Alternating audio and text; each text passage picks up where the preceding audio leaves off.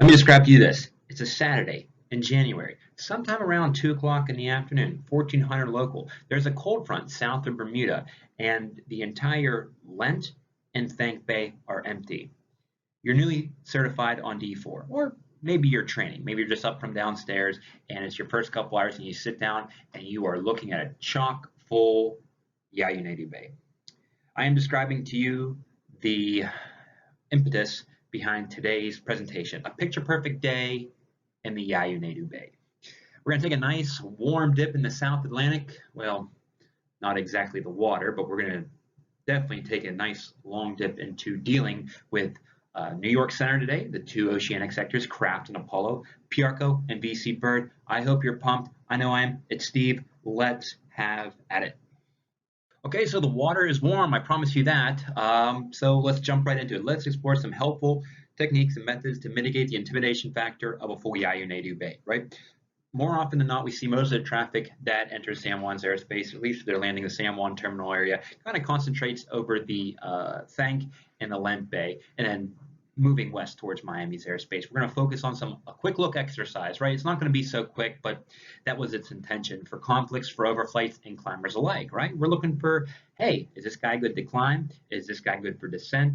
Are there in-air conflicts, right? Is there something we need to do? We're going to keep no secrets today from our side. We're going to be playing both. We are trying to perfect the art of being a radar associate, a D-side, and a non-radar controller because, as I've said many times before, you wear that hat all the time here at San Juan. Traffic search and approval process with some coordination here and there, right? It's going to be really fun. We're going to go along and doing it. The nature and interface of coordination is easier than in Sector 2, so you won't see us get hung up on so much on moving a strip from the suspense bay, putting it in the active bay, writing down the time, doing traffic search. No, you know by now if you're certified on A side or if you were just a casual observer watching this presentation, the interface, the technology, automation systems kind of talk to each other between San Juan Center and New York Center. So we're able to get strips. We don't have to worry about manually activating them or manually taking estimates. I mean, we still kind of manually take the estimates via phone call, but at least we have the proper strip prepared in front of us and we have plenty of time to scan. I think that's what makes D4 so much, well, at least perceived to be much easier than D2. So without further ado, ready, set, jets, go. Let's do this. I'll do it all for you. It's going to be a marathon, not a sprint, and I'm looking forward to getting started. So see you at the next slide. Okay, so we just sat down, we're plugged in, and we are met with this. So it is the best possible way. I know the strips are kind of small depending on what kind of screen you're on, but it was the best way to get this many flight plans in there. Now, this is one of the longest, most volume in terms of strips that we've had so far in any of the presentations, but it's good because for the reasons I mentioned before in the last slide, it's a lot less laborious, it's a lot less of a task to move strips and the physical demands of the sector. Here we are presented with strips that have been printed out at least 45 minutes in advance from our FIDO printer, the Flight Data Input Output Processor printer, and we are able to put them in time sequence and scan. So we're going to do a quick scan. We are going to see who we got at play, what factors are also at play, and let's take a look at that. So at the bottom of the bay, so you see how it starts at the bottom, bottom left, moves up and over to the right. So we have Air France 372 Victor, Heavy Boeing 777, level 340 coming over O-Bike on, random route, O-Bike Hiker, very nice. Iberia 6501 on Mike 525 to Maya. All right, so we're going to have to take a look at that. Maya Upper Tango 15 to Calcedo. Okay, so let's keep that in mind. We might want to change that route of flight or at least let somebody know about that. Tampa 4141 is Opal Lima 327 to Scapa, very good. FL 400, French West 20 Golf 32 O-Bike landing Juliana. Keep in mind what the provisions of the New York LOA are with our facility. JetBlue 743, Daywin 35, very nice. JetCart 39, KLM 767 36, Sunwing 762 33. Looks like we have a KLM offset ready for coordination. Sometimes and estimates have been forwarded over at 35, 37 is what he's requesting. Lufthansa 543 is at 34, and Condor at 103 at flight level 350. We have one aircraft in the suspense bay, Ascot 445. So look, the stage is set. The guests are met, may hear the merry din as the poem goes. So I will see you at the next slide, and let's get at it. All right, so we're going to go a cannonball and go right into this. So we have some time, right? We know time is not of the essence, so let's pre-plan and strip mark. Let's use direction arrows. This is a technique that helps you visualize and project what the traffic will do. You look at a strip, you read the route of flight, you know where you're sending the aircraft, right? We say that a lot. Know where you're sending these aircraft, right? Well, it's very important because we are trying to envision, as a D-side controller with no radar experience yet, visualizing where these aircraft are not only going to enter our airspace from, but where exactly they will meet up with other aircraft, where they're going to cross certain flight paths, maybe departure procedures, airways, aircraft on direct routes. That's all the things we're projecting for. So we will do that, and direction arrows help. They help segregate traffic flow because, as you know, it's a YIYYO NEYDU beat. It's split between two fixes, right? Two fixes that have certain um, peculiar properties to them, right? Or at least airways associated with them. And sometimes there's random routes and airways that kind of transcend both of the bays. So this is a topic, a tool, if you will, for your tool belt that I'm going to introduce here. So let's get back to the sector, and we'll draw up some arrows, and let's mentally prepare ourselves for coordination calls from New York Oceanic, both Craft and Apollo sectors, also known as South Atlantic, Piarco Center, and VC Bird. All right, see you there. All right, cannonball, take a dip. Here we go. Air France, 372 Victor. Got a red pen out here. O-Bike direct Kuiper on a random route, southwest bound at flight level 340. Iberia 6501 at 340. 340 and 340, we have lateral separation there, even though it is a random route. They are very far apart, both O-Bike and SOCO. Tampa 41 and 41 at 40 on Lima 327, southwest bound. French West 20 Golf, southwest bound on Mike 576, right at 320. We know that altitude is going to change, whether through a amendment in the printer or when New York calls to coordinate this aircraft, because we know the LOA states that Juliana landers that are arriving on Mike 576 via O-Bike have to cross O-Bike at flight level 280. So expect that to change. So yeah, just keep that in mind, right? That altitude is subject to change. JetBlue 743. Oh, nice. Is our first Lima 462, our first north to south customer. Also, our first customer landing and approach control, VC Bird. So before we see if the aircraft is good for descent, right, we have a couple more aircraft to not only talk about, but also just to scan through. Let's pre-plan a respectable altitude for them to cross Lamb right? 210 is my go-to lucky altitude there, and slash my 0. And let's take a look here, right? Let's start with the aircraft we already talked about. Air France, 372 Victor at flight level 340. Oh, nice. They are below the JetBlue, right? And they are kind of crossing course, right? We can tell by this fixed radial distance right here, the Neydu 175 at 009, that they are going to see each other around that Neydu area, right? Hence why they're in the same bay. But let's look at this logically. At 1911, Air France 272 Victor shows up. That is only 60 seconds, or correction, times 2, 120 seconds after JetBlue 9, or correction, JetBlue 743 shows up. So knowing aircraft characteristics, knowing your distance, knowing when aircraft like to descend, that's not even a factor. The radar is going to see both of those aircraft within a short period of time of each other, and is not going to get any heartburn if you say, it's going to be blatantly obvious. Those aircraft will be under radar contact for an exorbitant amount of time inside the sector, and the aircraft will be able to be safely descended when the radar, your coworker, sees them both. So not really a huge issue there, not a deal breaker by any means. Maybe something you want to let them know, but by the time you probably get their attention and tell them, like, hey, our side, JetBlue 743's descent is good. Once you see that Air France is probably already going to be on frequency and radar identified. But let's keep going though. Good. Iberia 6501, SOCO, no issue there. If they were an issue at any one point in time, it would have been over Zabor, which is outside of our airspace, inside New York Center's airspace. So they're not like JetBlue is going to start sending prior to entering our boundary anyway. So just a little fun fact: Zabor is where they would be a conflict, and they are not.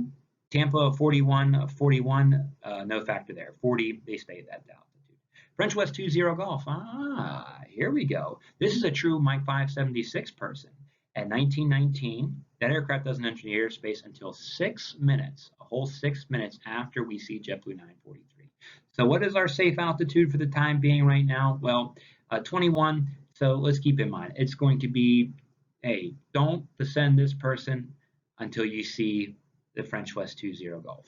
Okay, that's all you have to say, because we know French West is going to be somewhere in the ballpark reaching 28 at O bike, right? So just say, hey, our side, hold off on descending this aircraft until you see French West 20 Golf become radar identified and come on the scene. Very nice. Nothing crazy. And I'm pretty sure that we do annotate this in the subsequent slides as down arrow reference. I think it's either REF and French West 20 Golf, right? That is the most substantial one. And even that, all of 6 minutes to wait to see both aircraft on radar is not too much of a deal breaker. But at least it shows that you are actively scanning for traffic. Very good. So far 210 is okay. Let's take a look here. JetCart 390 also on Lima 462 going southbound. Wonderful. No issue there because they stay high and they're above them. But offset this guy as well as the JetBlue, right? Offset them because we are going to have to coordinate these guys with BC Bird and Piarco Center respectively. KLM 767 at 36, Daywind Direct Scapa. That doesn't harm anybody who intends to get a descent, right? Because JetBlue's at 35, they stay at altitude, so they're not conflicting with anybody. Sunwing 762 going southbound on Lima 461 this time, right? So it may appear that we have a lot of traffic going southbound, right? But these two characters, one stays high, one descends, and he's already lower than the one who stays high. And even though he's higher than this aircraft, right? Like, oh, do I have to take a look at this? Is this some kind of sandwich situation I'm dealing with? No, just remember, Lima 462 and 461 are lively separated forever. Just like the old joke goes, it's a shame that parallel lines will never meet because they have so much in common. Yeah, I know, a little cheesy there, but gotta keep some levity here. So, okay, so far so good. We're good with JetBlue's descent on the back burner through everything else. KLM 736 is our only northeastbound aircraft today. In this scenario, they're requesting level 370, currently at 350, somewhere in the sector talking to us because they are on frequency, they are at altitude, and they are radar identified.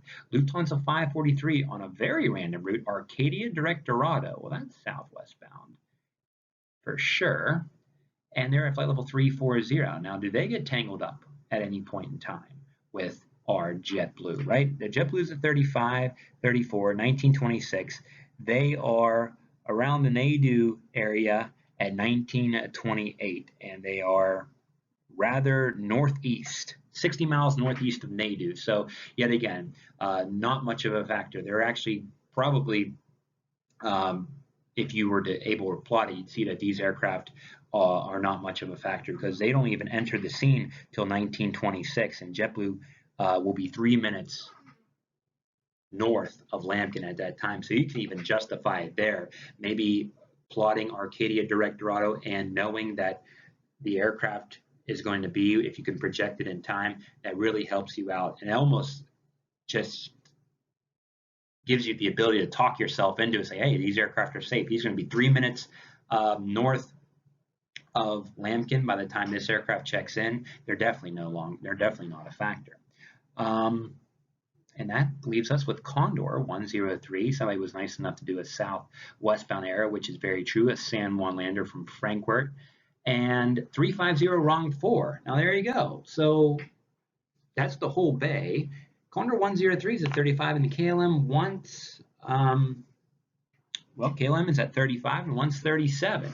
So this is something for you to tell your R side. Say, hey, R side, I'm probably going to approve this guy at 35 wrong 4.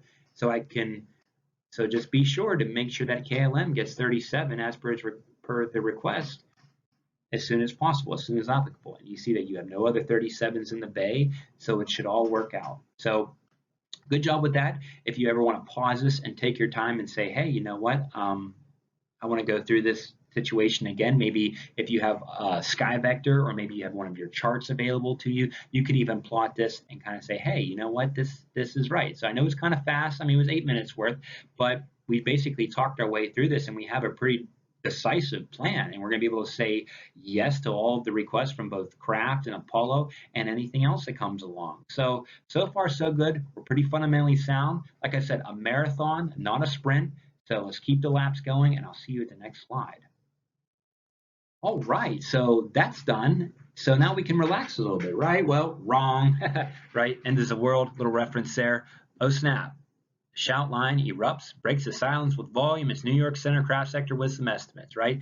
Well, let's get ready to coordinate, right? But before you hit that button, let's think to ourselves, what fix or fixes may we expect craft to coordinate aircraft in this bay? Well, it's OPAL, right? Everything else is either in the Thank Bay or in the Lent Bay when it comes to craft. Now, some people raise the question, well, sometimes I get SOCO estimates from craft.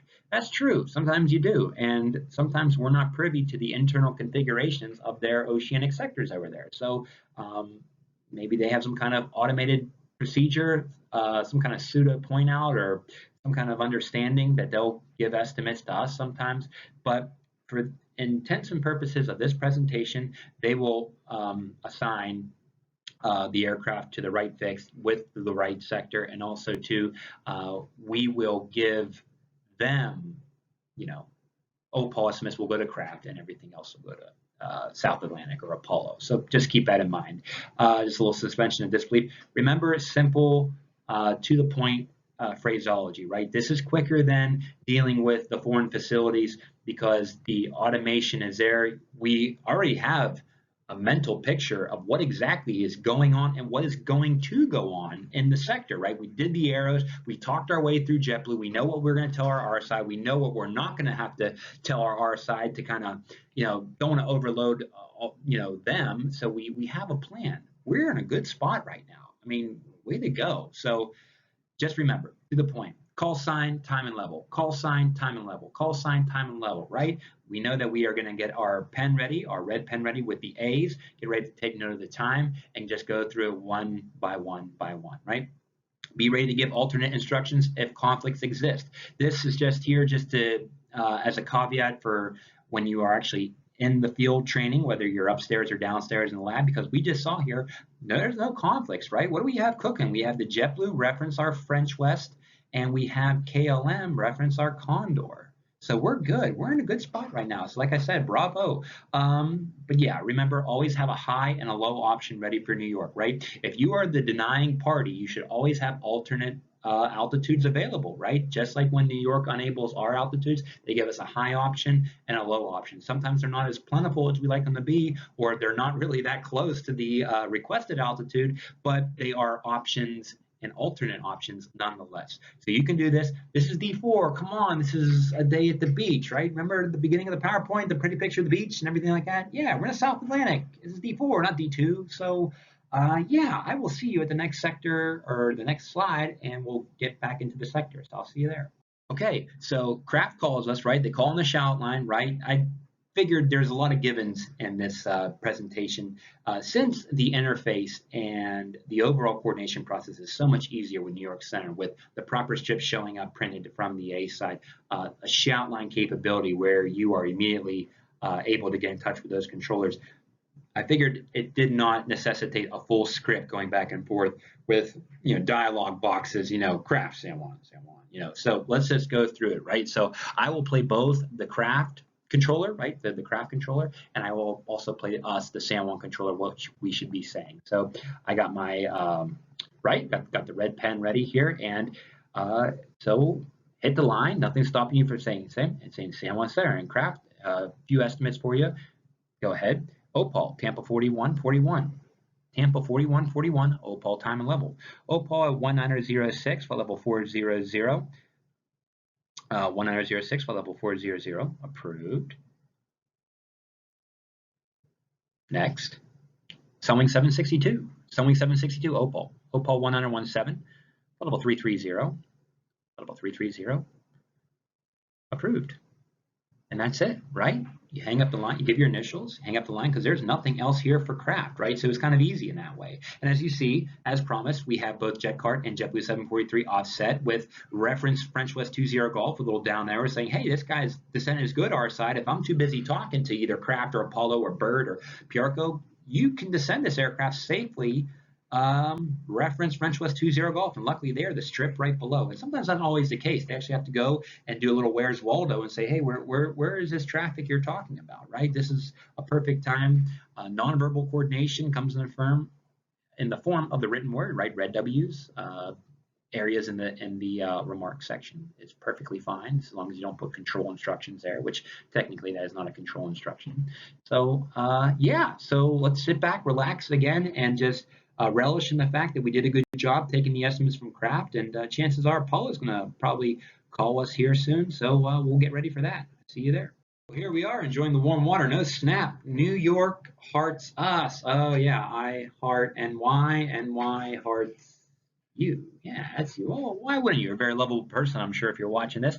It's Apollo now on the line, and let's take care of these guys, right? Let's get done with all these coordinations that are pending, right, that we have out there. It's not exactly in limbo land or pending for us, right? It's pending for the New York controller, but their traffic is our traffic, so this is going to get put us in a good position as well. So you're almost done with the approving process. So take solace in that you're almost done, and you're doing a darn good job at that. So what fixes or fixes is Apollo responsible for? So we knew that OPAL was Craft, OPAL and Eastward's Craft, and anything Daewin and East is Apollo's territory.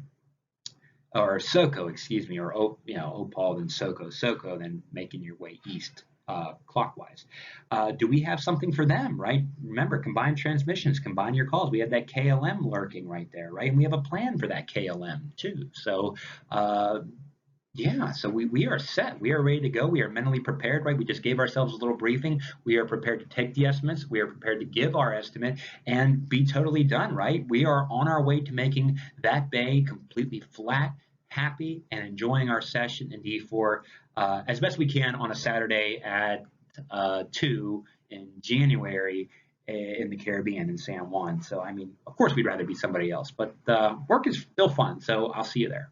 Okay, so we are ready to take this telephone call. We are ready. As my non-Radar Academy instructor would always say, prepare the strip for coordination. Well, sure enough, I think he'd be very proud. He'd be very proud of you too, because these strips are ready for coordination. We're ready for coordination. I have my red pen ready. You should have your red pen ready too. Just like with the Craft example, I will be both controllers. I'll be both the controller here in San Juan and the controller over there in Apollo up north. So let us get at it. So tap the line, right? Say San Juan Center. Estimate, O-Bike, Air France 372 Victor. Air France 372 Victor. O-Bike time and level. 1911, flight level 340, Mach 0.83. 1911, flight level 340, Mach 0.83 is approved. Next, Iberia 6501, SOCO. SOCO 1910, flight level 340, Mach 0.81. 1910, flight level 340, Mach 0.81 is approved. French West 20 Golf, French West 20 Golf, O-Bike time and level. O-Bike at 19, flight level 280. Ah, see, I was ready for that, right? Even though you have a double under and it's just a quick, fancy flip of the pen, it's good to be ready for this, knowing that they will more often than not comply with the LOA. Flight level 280, Mach 0.82. O-Bike 1915, flight level 280, Mach 0.82 approved. JetBlue 743, Daewin. JetBlue 743, Daewin time and level. 1909er, flight level 350. 1909, flight 350 is approved. JetCar 33, Daewin. JetCar 33, Daewin time and level. 1910, flight level 390. 1910, flight level 390 is approved. KLM 767, Daewin. KLM 767, Daewin time and level. 1913, flight level 360. 1913, flight level 360 is approved. Lufthansa 543, boundary. Yeah, and that's true. They will say boundary, right? We have no real fix to actually to conceptualize, right? So they'll use the boundary. Very often very seldom, excuse me, they do not use that lat long. They will not make reference to that. So boundary time and level, Lufthansa 543. 1926, level 340, Mach point A2. 1926, level 340, Mach point A2 is approved. And last, Condor 103. Condor 103, bike time and level. 1927, level 350, Mach point 81. 1927, level 350, Mach point 81 is approved. Condor 103. Oh, and I have one for you before you go, right? Catch him before he gives his initials and just have that to be a smooth transition, smooth as silk. James Bond 007, KLM 736 at O Bike for you. KLM 736, O Bike time and level. 1928, level 370, Mach 0.85. 1928, flight level 370, Mach 0.85 is approved. KLM 736. Wonderful. Look at that. Look at all those A's right there. Like I said, looking like 11th grade English. Hester Prynne and the Scarlet Letter, right? Well, it's a funny reference if you get it. At least I think it's funny.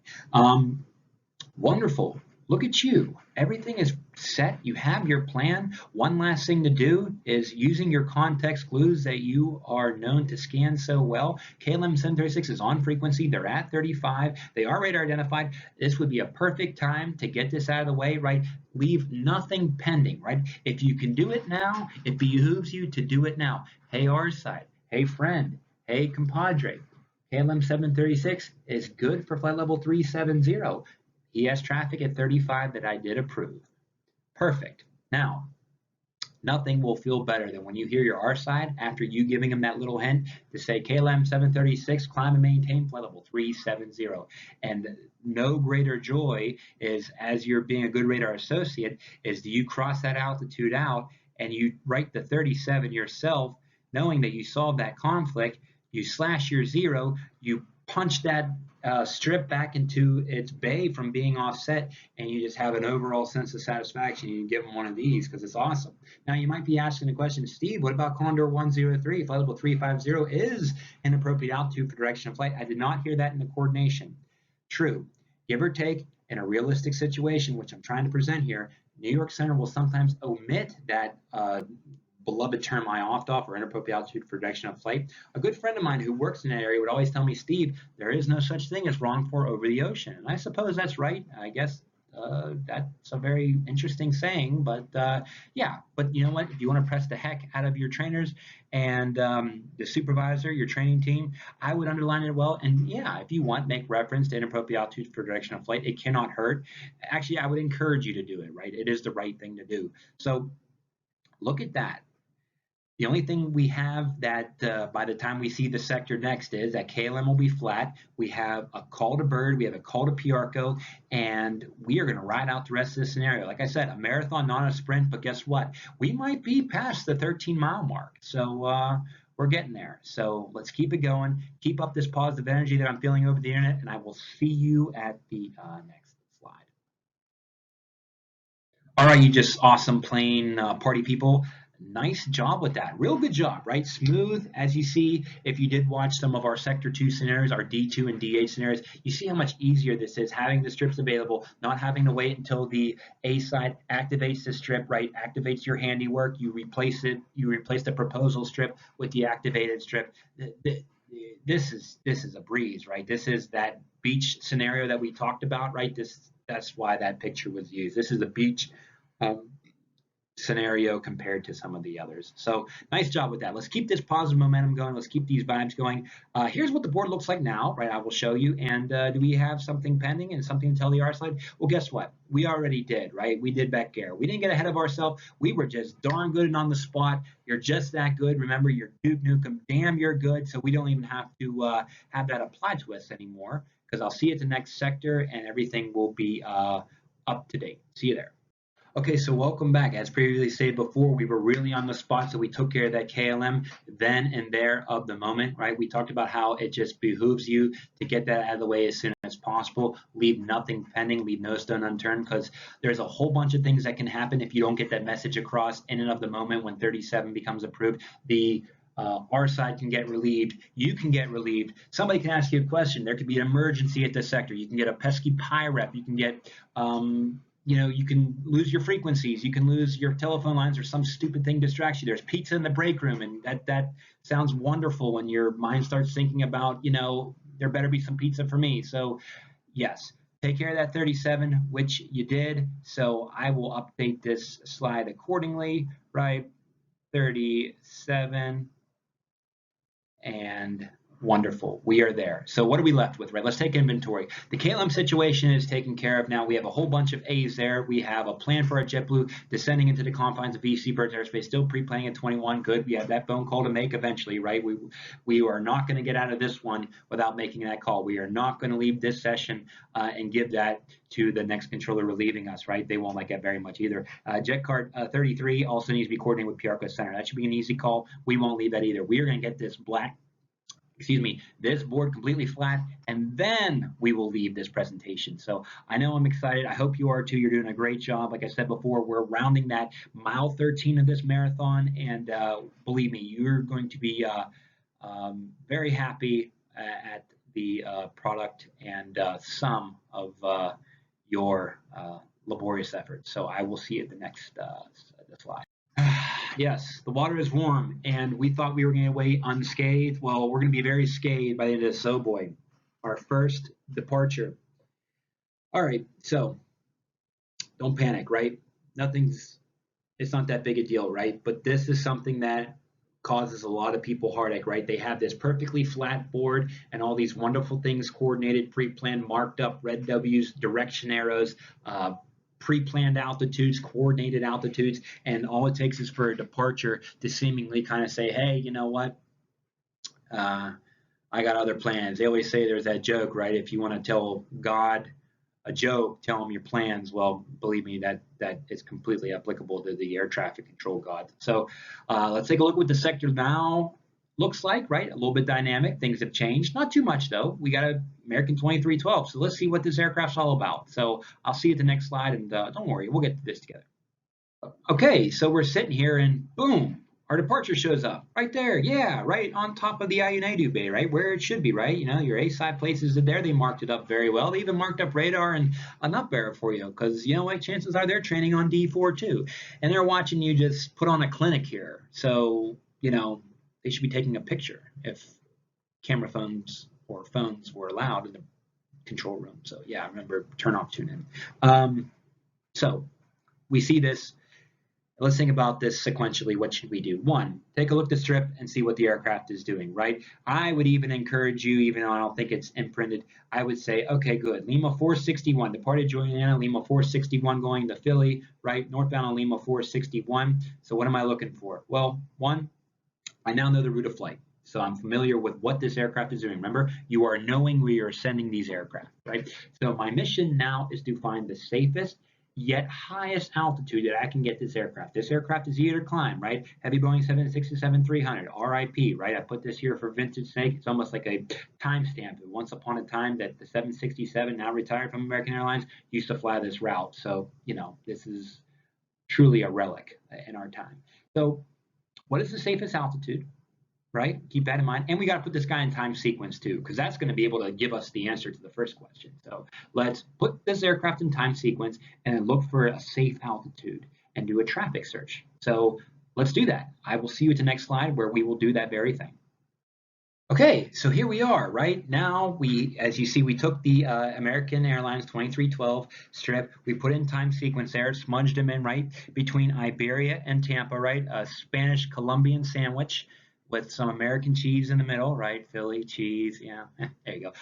Yeah, American 2312, right? So we have the up arrow, right? And I will even catch us up with the direction arrow as planned. And here we go. Let's take it altitude by altitude and see what we can do. Is he a conflict with Air France? I'm going to teach you a little trick here. If just about all the time, actually all the time on anybody entering the airspace via O-bike, unless they are going like direct due west from O-bike, which wouldn't really explain much of anything. They would be over another fix, right, for efficiency's sake. Just about anytime you see O-bike or the Airways Mike 576 or Lima 335 associated with them, they will never be traffic. Why? Because both of those airways, Mike 576, it goes over the Princess Gianna VOR. So unless American Airlines is like an SR or an F-15 or something that just went vertical, right, and is at that flight level, not a chance that they're a factor, right? And you say, well, what about Lima 335? Well, it goes over Trinky, so unless American, skyrocketed over Trinky and reached it, not a chance. So anytime you see O-bike and those airways associated with it, or the O-bike in this case, random route to Kuiper, it's not even a factor. So that even helps you mentally picture like, okay, I can get rid of this. This is not traffic. So good, not traffic. Iberia 6501 at 34. Yes, there we go. Our first candidate being traffic, right? We have to stop American. We'll stop them 2,000 feet below for the right altitude for direction of flight. It would be 32 in this case, or 33, right, if we were not. So, okay, let's keep going. American 2312, that's our candidate we're dealing with. Tampa 4141 is Opal Salt on Lima 327. No factor at all. 40, it's 2,000 feet higher than what American even intends on climbing, right? Or at least we think so for now, but we'll get to that in a second. French West 20 Golf with Juliana Lander. No factor there, right? Almost impossible. JetBlue 743, you see how these direction arrows are working? Lima 462, no factor. Separated. He's like, like 70 miles east of where American will even be. JetCard 33, same instance. Lima 462 southbound, lateral separation. KLM Daewin direct. There we go, right? Random route, Daewin direct Scampa does kind of cross, even though it's kind of deep within radar coverage, it does cross 66 miles south of YIYYO, so we have to respect that, right? But he's at 36, right? We're certainly stuck on 32, so live and let live, right? Knowing that that's a factor, but the radar will see that by the time, right? If American's hanging out at 32 and that's the safest, the R side will make that decision whenever there's no longer a conflict with our aircraft at 34, right? The Iberia, right? So as long as you put 32T and you see that the radar obliged you, no factor. But very good. Let's move on. Sunwing 762. Oh, look at this. Southbound on Lima 461, 33. But guess what? We're stuck at 32 still, right? If we're going right altitude for directional flight with respecting Iberia on Mike 525 at YIYYO, right? So we're good. Let's keep going. Let's not stop there. There it is. Mike 576 again. No factor at all. Lufthansa 543, random router. Arcadia direct Dorado at 34. But guess what? We're still stopped at 32. 32 until you see Sunwing 762. And guess what? When you see Sunwing 762, you'll be able to have your R side. You'll let them know, and they'll be able to make that decision. And Lufthansa comes in 9 minutes after that. Arcadia direct Dorado. So it's an YIYYO Neydu, north of YIYYO at 1936. So there you go. There's your answer, right? Sometimes those strips, even though they're painful, they're cumbersome, they seem archaic, they tell a story. It's absolutely wonderful. YIYYO 004 at 64 at 1936. They will be 64 miles north of YIYYO at 1936. What time does American will be gone by that time? Look, American is going to leave the airspace in 1925. Awesome. See, you can talk your way into things and you can talk your way out of them by just looking at the strips. It's the beauty. You just have to know how to read the full story and just go at it and make a decision for yourself. And lastly, Condor 103 we know is on Mike 576 to Arcadia, or I'm sorry, Mike 576 to Princess Juliana. Sam on Lander, no factor at all. So perfect. So what are we going to do? If the R side is really busy and we don't have time to tell them right there, they might be talking on the frequency, doing a whole plethora of things. I'm going to write 32T in the itinerary, right? And, maybe give a casual point, right? Or if they're not busy, right? If they're just not doing anything in that moment, say, hey, reference American 2312, you have a Sunwing coming up on Opal at 33. Just don't climb them until you see the Sunwing. And it's perfect, right? Perfect coordination, right? As we see here, we can do nonverbal coordination, which is awesome as well. The strip is still offset at 32. So guess what? Now is time for you to get on the line and call craft. So let's catch up with our priorities here. And let me get this mouse all set up here. Let's pause. Okay, so yeah, sorry about that little technical difficulty here with the mouse, but yeah, so what do we have to do? Place the strip in time sequence. Scan for the highest possible altitude. Inform the R site. Check. Done. Listen for and get ready to copy the estimate solicitation from the R site. Perfect. Radar associated to these, right? If you're monitoring the R site, monitor with a purpose. What are you looking for? Despite all the frequency changes, all the traffic calls, all the crossing restrictions, all the advisories, all the weather reports, all the pirate solicitations. What are we going to perk up? What are our ears going to ring whenever we hear American 2312, San Juan Center, climb and maintain, flight level 320, when able, say OPAL estimate, Mach number, and altitude request. So look at that. They saw your nonverbal coordination. They saw your 32. They follow your lead. They trust you. You are the D side. You are their protector of the boundary, the protector of the realm, first of your name, you know what I mean? Breaker of chains, whatever you want to call yourself, and you did a very good job. So 32, and guess what you're going to listen for? Your ears will perk up. Get your pen ready. American 2312, OPAL 1925, flight level 380, right? Little R there, right? Mach 0.81. Holy cow. And that's a big check mark, but it's a celebratory check mark because it's absolutely awesome. You did a fantastic job. And that's it. American 20, good. And your RSI is going to reply with American 2312. Roger, I have your request for hire. Maintain Mach 0.81. And there you go. Call craft and do your thing. So let's do it. Let's keep this thing going. Like I said, let's keep this fluid as much as possible. And I'm going to be both parties. Craft, San Juan. Craft. Estimate, OPAL, American 2312. American 2312, OPAL time and level. 1925, level 380, Mach 0.81. 1925, flight 380, approved, American 2312. SX. There it is. Perfect. Like I said, I've been using that term a lot because you're doing a darn good job. You're following along. Things are going well. We are negotiating our way through this multiple aircraft. This is the most aircraft we've had on a scenario at a given time. So good job, and let's move on. I'll see you at the next slide. All right, the water is still warm, right? Still hasn't cooled off. Great job so far. Now, you hear the ring, the dreaded ring of the TAPA, also known as the BC Bird, Beer Cornwall Bird line. Do you have something for them? We do. We have JetBlue 743 still hanging out there, so this is good. We get the combined transmissions. Use the same method as before. Scan for the highest safe altitude, okay? Because now we know they have something for us, and we only have one fix. This is not like in Sector 2 where they might have a Zapata or a Gabar or an Elopo. No, we know it's head-on, and we know it's Lambkin. So mentally prepare yourself for this head-on situation, and I'll see you at the sector. Okay, so the phone line rings, ring ring, and San Juan Center, BC Bird, Lambkin, Ascot 445.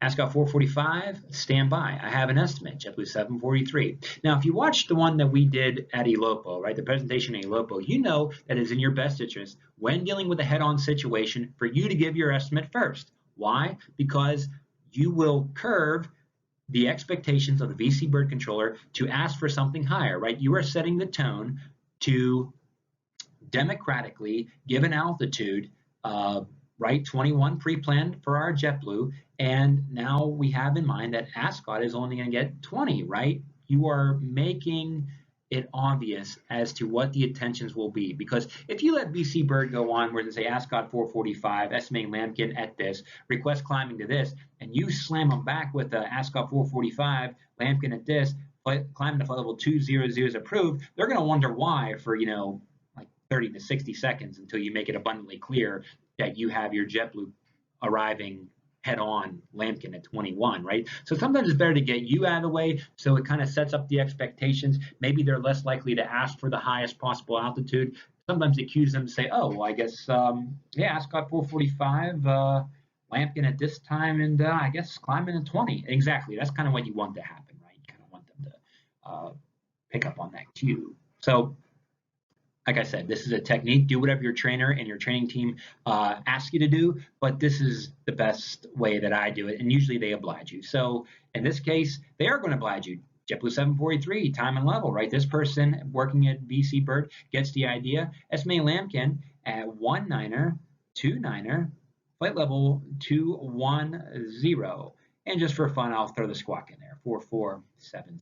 Sometimes they ask for it, sometimes they don't. They don't have radar. And they are going to get back to you and say, Lambkin 1929, flight level 210 approved. And that's awesome. Flatten the strip.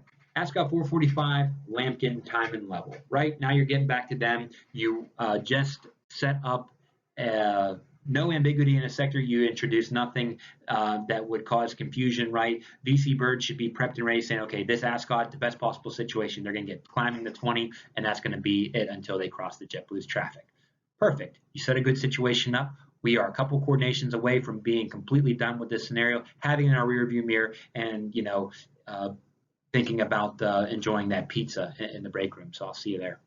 Okay, so as soon as we heard that they have Ascot 445, we said Ascot 445 time and level. We took the Ascot strip from the D4 suspense bay, put it where we think is going to be in time sequence, which actually works out. It's right below the traffic that we will reference, right below the traffic that we will have to positively separate the Ascot from, right? In this case, JetBlue 743, crossing Lambkin at 21. We are going to give this Ascot 20, right? That's our plan. So without further ado, let's hear their response. Ascot 445. Lambkin 19er. Okay, so far so good. 19er, 1919. Okay, I can do that. Climbing flight level 360. Okay, so they didn't pick up on the context clues, right? That's okay. Maybe they were in a briefing. Maybe they're training, right? We don't know what's going on there, right? Why they would try to sneak past that. Now, they're not being tricky or coy or vindictive or anything like that. It's their prerogative, right? They're still asking for 36. They see 36 on their flight plan. That's what they want, right? Even though it's kind of blatantly obvious that we, in our best efforts, we try to make it obvious, but that's okay. You're the D side. You are the protector of your domain. Your domain is D4 in this instance. So guess what? Protect it, right? If you're training, protect your trainer certification. If you're certified, protect your card, right? This is the holy grail. This is the end all be all of what should be important to you at this time, right? And do a darn good job. So that's okay. You know what it is. We've already talked our way through this. We briefed ourselves. We know we're only giving 20, and that's fine. So let's see how the rest of the call goes. You're going to respond with Lambkin 19er, climbing flight level 200 approved, reference JetBlue 743, right? No need to make them feel stupid. No need to patronize them, right? Don't make them feel foolish for doing that, right? They might have had their reasons, right? We don't know. It's okay. Keep it professional. Climbing to flight level 200 is approved. Ascot 445. Right? You referenced traffic. You even gave them a reason why. Climbing to flight level 200 approved. Ascot 445. Perfect. Give your initials. Wonderful. Let the A side activate it. And we are chomping away at this problem. So see you at the next slide. Okay, so we're back here at the sector, an updated representation of what the sector looks like, and it's looking good. We got a whole bunch of flat strips. American 2312 still offset. That's for the R side to do. Whenever they climb the aircraft at 38, when they're comfortable with it, they will flatten that, cross out any unwanted altitude information and wait till they level off. We have our Ascot climbing to flight level 200 only, right? Good job using positive separation here. JetBlue is coordinated at 21. So the only thing we have to do now to sum this all up is to coordinate JetCar 333, a very easy and simple call to PRCO. So with that being said to PRCO, let's get them on the line. So I'll see you at the next slide. Okay, this is the home stretch, right? Don't quit now. One last call to PRCO, and we're in the books, right? We're going to get that pizza in the break room that we've been alluding to. Do you know the number? Who are you going to call? Don't say Ghostbusters. Bill Murray, Rick Moranis, they don't know what to do when it comes to this stuff. You're like a Juris Doctor when it comes to air traffic control for all they know. So 5001, 5002, 5003, we know those are the MIVA numbers for PRCO. And remember, use a phrase that fits. Let's get on and off the line in the spirit of this coordination that we've been doing all day, on and off the line, and let's get done. So I'll see you at the sector. Okay, so here we are, right? PRCO dialed in, ring, ring, ring, PRCO, center. Downwind center estimate Lambkin, JetCar 333. JetCar 333, Lambkin time and level. Lambkin 1930, flight level 390, squawk 4455. 1930, flight level 390, approved. Flight level 390 approved. Give your initials, hang up, pat yourself on the back. You made it. You got through all of this, right? You were able to flatten the board. You were able to self-brief yourself through all of this, able to talk your way into separation using positive separation, doing a whole plethora of coordinations. You got a lot of reps in, right, for a PowerPoint. Appreciate that you made it this far, and I think it was well done. All right, so you reached the end, right? The end is here. You know what I mean? You deserve a pat on the back. Nice job there, Ace. Thumbs up. And Mad Dogs, in that particular instance, is what SX does. And yes, I referred to myself in the third person right there. So a smile and a thumbs up is what we walk away with. Did a fantastic job. I hope you learned some things about positive separation, dealing with foreign facilities, dealing with our domestic facilities, shout lines, pre-planning, using arrows for technique purposes. I hope you picked up something. I hope it does you well as you make your way into the OJTI or the stage training environment.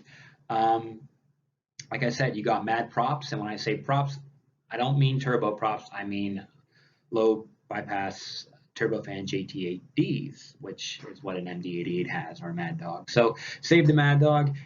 Hope you guys have a wonderful time. Have a wonderful evening wherever you're at.